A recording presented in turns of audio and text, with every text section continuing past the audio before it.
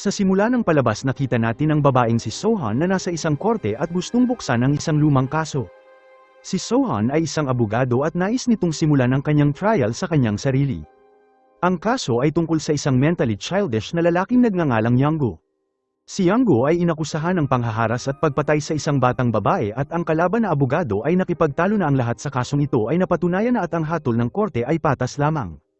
At bilang pagtutol sinabi ni Sohan na lahat ng sinabi ng korte ay batay sa lumang ebidensya at hindi napapanahong datos. Ang hukom ay nagtanong kung naroon ba si Sohan sa panahon ng insidente at tumugon si Sohan na oo.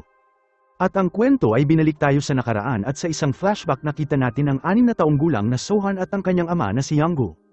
At lumalabas na ang lalaki na pinaglalaban ni Sohan sa korte ay ang kanyang ama at si Yanggo ay hindi matatag ang pag-iisip at ang isip nito ay tumatakbo na parang isang bata. At isang araw ang dalawa ay masayang sumasayaw sa labas ng tindahan at sa mga sandaling yun napansin ni Sohan ang isang Sailor Moon na bag na nasa labas ng tindahan at mabilis niya itong nagustuhan. Nangako ang kanyang ama na sa oras na makuha nito ang kanyang sahod sa susunod na araw ay bibilhin nito ang bag para sa kanya. Ngunit nakita nila na may bumili na ng bag at pumasok si Yanggo sa tindahan kasama ang kanyang anak at sinabi sa lalaki na nais nilang bilhin mag-ama ang bag. Marahan itong nakiusap sa lalaki ng ilang beses na huwag bilhin ang bag at upang kumbinsihin ang anak ng lalaki marahan hinawakan ni Yanggo ang kanyang pisngi sa mapagmahal na paraan ngunit hindi naintindihan ng lalaki ang kanyang aksyon at nagsimula siyang saktan. Ang lalaking yun ay isang police commissioner at marahas nitong binugbog si Yanggo sa harap mismo ng kanyang anak. At sa gabi sinabi ni Yanggo kay Sohan na tiyak nitong makukuha ang bag kahit ano pa ang mangyari. At sa sumunod na araw habang binibilang ni Yanggo ang kanyang sahod ang anak ng police commissioner ay dumating upang makita siya. Ang batang babae ay pinakita sa kanya ang bag at sinabi na may alam itong isa pang tindahan na nagtitinda nito. At nang marinig ito si Yanggo ay labis ang tuwa at hiniling ng bata na sundan siya nito at si Yanggo sa kanyang inosente at parang bata na pag-iisip ay masayang sumunod sa kanya. At sa sumunod na eksena pinakita ang bata na nakahiga sa sahig at may isang bato sa malapit at si Yanggo na hindi naiintindihan ang nangyari ay niluwagan ang kanyang pantalon at sinubukan na bigyan ito ng hangin sa kanyang bibig upang tulungan ito na makahinga. Ngunit mula sa malapit na saksihan ng isang babae ang eksenang ito at nang lumapit si Yanggo sa kanya para humiling ng tulong nagpanik ang babae at sumigaw. At ilang sandali dumating ang mga pulis at inaresto si Yanggo at siya ay inakusahan ng pananakit at pagpatay sa batang babae. Hindi rin naiintindihan ni Yanggo ang ilang bagay at dahil hindi ito makapagsalita ng maayos hindi nito maipaliwanag ang kanyang sarili sa kahit na kanino. Samantala si Sohan ay naghihintay sa kanya sa bahay at sa sumunod na araw napansin ni Sohan ang malaking pagtitipon sa isang kalye. At nang lumapit ito nagulat itong makita ang kanyang ama doon at dinala ito ng mga pulis sa eksena upang muling isagawa ang krimen na ginawa niya at naglagay sila ng isang manika sa sahig.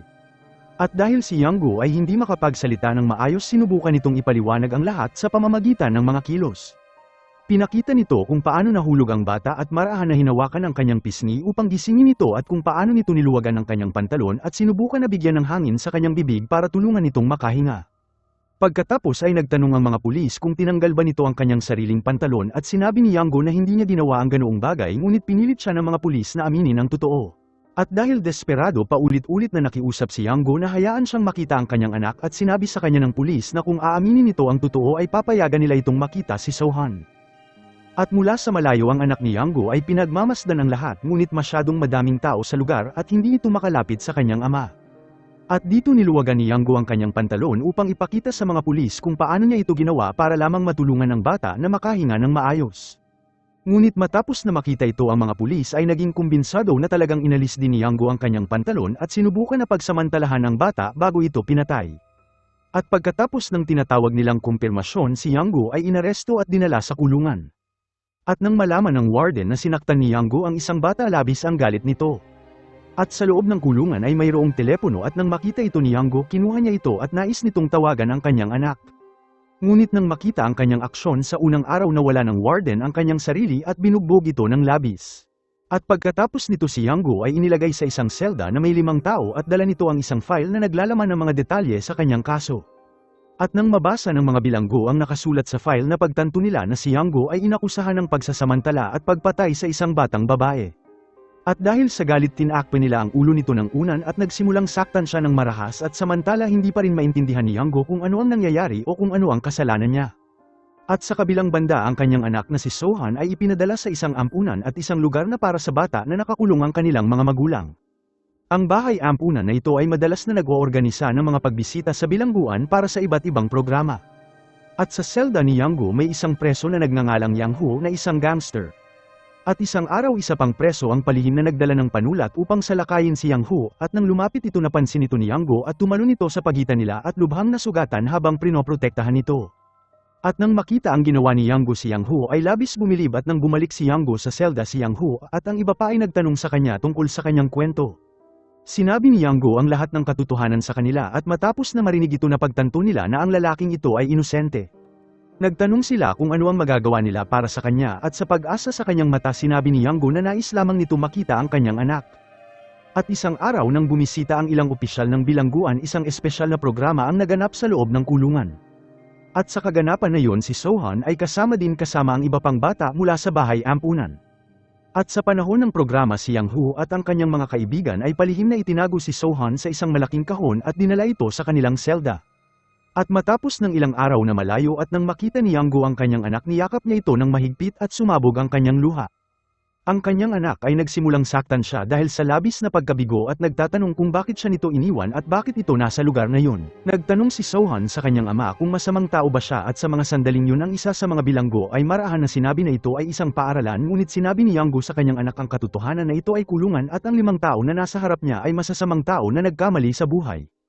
At nang marinig ito ang 5 bilanggo ay tumingin kay Yang Gu at nagulat, at makalipas ng ilang sandali ang 5 bilanggo ay sinabi kay Sohan na kailangan na nitong umalis sa lugar o kung hindi may iwan siya ng mga kasama niya, ngunit tumanggi ito na umalis. Ayaw din ni Yang Gu na paalisan ng kanyang anak, at pinaliwanag ng iba pang bilanggo na kung mananatili ito sa lugar hindi ito makakapunta sa paaralan o makakapag-aral katulad ng iba pang bata. Pangarap ni Yang Gu na pag-aralin ang kanyang anak at tulungan ito na lumaki bilang isang mabuting tao, kaya sa mabigat na puso kinumbinsi nito si Sohan na bumalik. At ilang sandali ang isa sa bilanggo ay dinala si Sohan pabalik sa ampunan, ngunit sa oras na marating nila ang gate napagtanto nila na ang bus ay umalis na. At dahil walang ibang pagpipilian dinala siya ng bilanggo pabalik sa kanilang selda. At sa gabi nang dumating ang mga gwardya para suriin ang selda, ang lahat ng bilanggo ay nagtulungan upang itago si Sohan upang walang makaalam na naroon ito. At sa paraan na ito ang anak ni Yang Gu ay nagpatuloy na mamuhay sa kulungan kasama ang kanyang ama sa loob ng ilang araw. Si Yang Gu at Sohan ay kumain ng masaya at tumawa ng magkasama at nagbahagi ng masasayang sandali sa kabila ng nasa loob sila ng kulungan. At isang gabi bago sila matulog humingi ng tawad si Sohan sa kanyang ama at sinabi nito na alam niya ang lahat ng nangyari at dahil ito sa bag at hindi na niya ito gusto. Ngunit marahan na sinabi ni Yang Gu sa kanyang anak na sa oras na makalabas ito bibilhan siya nito ng Sailor Moon na bag. Lumipas ang araw at ang lahat sa selda ay marahan na napalapit kay Sohan, at sa unang pagkakataon sa matagal na panahon ang lahat sa selda ay nakramdam ng labis na tuwa. Samantala ang warden ay tinitignan ng larawan na kinunan sa araw at binisita ng matataas na opisyal ng kulungan at napansin ito ang tila kakaiba. At sa isang larawan may 3 bata, ngunit sa sumunod ay 2 na lamang. Mabilis itong naghinala na ang nawawalang bata ay maaaring nagtatago sa selda 7 dahil makikita rin sa larawan ng ilan sa bilanggo mula sa selda. Nagmadali ang warden sa selda at nakita ang bata sa lugar, at nang napagtanto na anak ni Yang Gu ang bata labis ang galit nito at binugbog ito ng husto. At sa galit sumigaw ang warden kay Yang Gu at nagtanong kung iniisip ba nito ang kanyang anak nang saktan nito ang isang maliit na bata.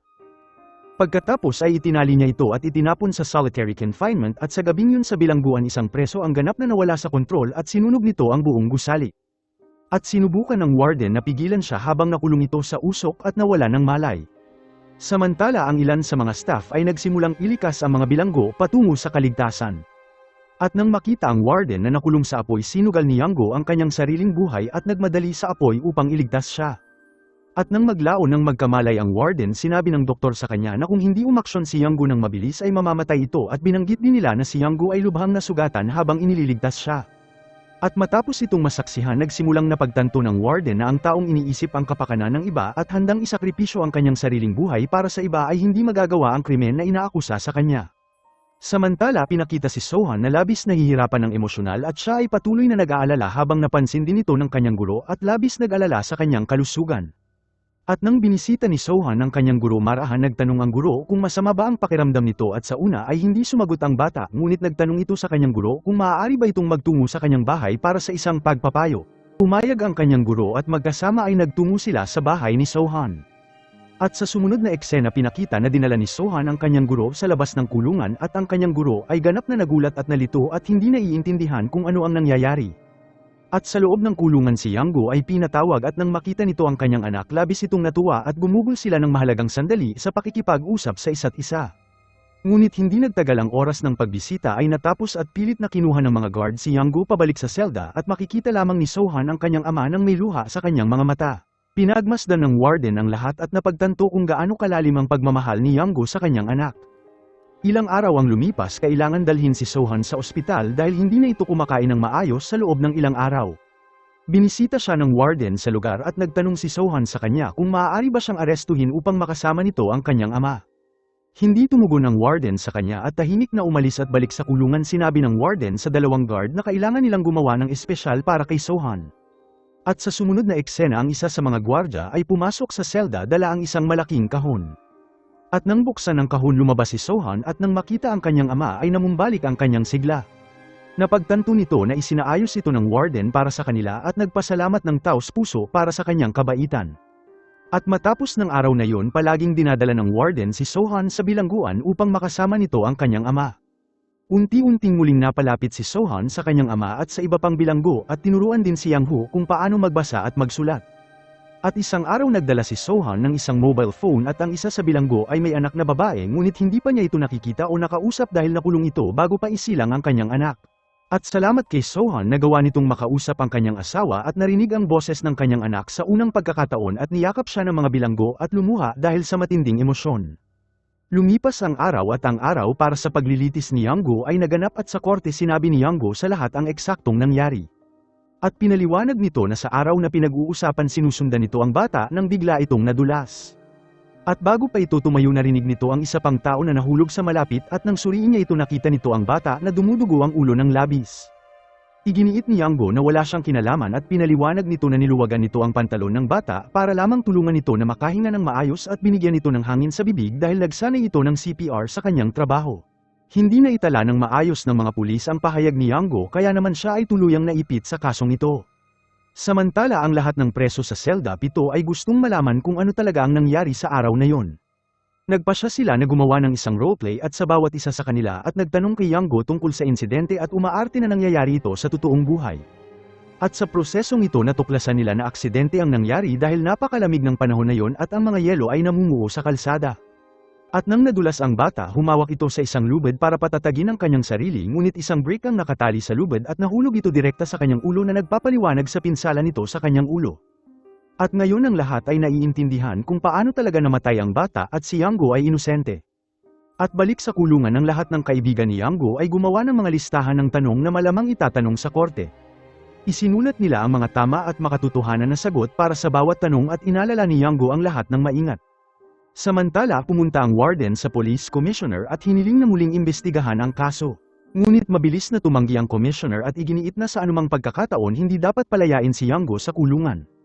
Ilang araw ang makalipas ang araw ay dumating kung saan kailangan humarap ulit si Yanggo sa korte. Sinamahan siya ng warden at hinikayat siya na sagutin lamang ang lahat ng tanong ng totoo at tama. At bago humarap sa korte ang abogado ni Yanggo ay hinarap siya ngunit sa halip na kunin ang kanyang pahayag binalaan siya ng abogado na ang commissioner ay makapangyarihan at hindi siya hahayaan na makalusot. At pagkatapos nito ang commissioner ay nagtungo rin kay Yanggo at sinaktan niya ito ng husto at nagbanta na kung hindi ito aamin sa lahat gagawin nito kay Sohan kung ano nangyari sa kanyang anak. At dahil natakot nagpanik si Yanggo at nang tanungin ito sa korte tinanggap nito na siya ang pumatay sa anak ng commissioner. At nang marinig ito ang lahat ng tao sa korte ay nagulat at nawasak habang sumigaw ang warden na si Yanggo ay hindi matatag ang pag-iisip at kailangan ng mas marami pang oras ngunit inihatid ng hukom ang hatol sa kanya at si Yanggo ay hinatulan ng kamatayan. At si Sohan na nasa lugar ay labis na saktan sa pahayag ng kanyang ama at umiyak ito nang hindi napipigilan at walang makaintindi kung bakit binago nito ang kanyang pahayag. At makalipas ang ilang araw binisita siya ni Sohan at sinabi nito sa kanyang ama na alam nito na hindi siya masamang tao at pinakita din nito ang kanyang pagsusulit kung saan nakatanggap ito ng mahusay na grado at sinabi na nag-aaral na ito tumugtog ng piano. Ang warden ngayon ay kinuha ang pangangalaga kay Sohan sa kanyang tahanan at binantayan ito ng lubusan. Naging malapit din si Sohan sa warden at nakaramdam ng kaligtasan sa kanya at ang mga kaibigan ni Yanggo ay alam na ang nangyayari sa kanya ay hindi hustisya. Siya ay hinatulan ng kamatayan para sa isang krimen na hindi niya ginawa at bukod pa ang pagpapatupad nito ay mas maaga gaya ng inaasahan dahil ang commissioner ay makapangyarihang tao at madali lang itong gawin para sa kanya. Ang mga bilanggo ay nagpasya na kailangan nilang mailabas si Yanggo sa kulungan.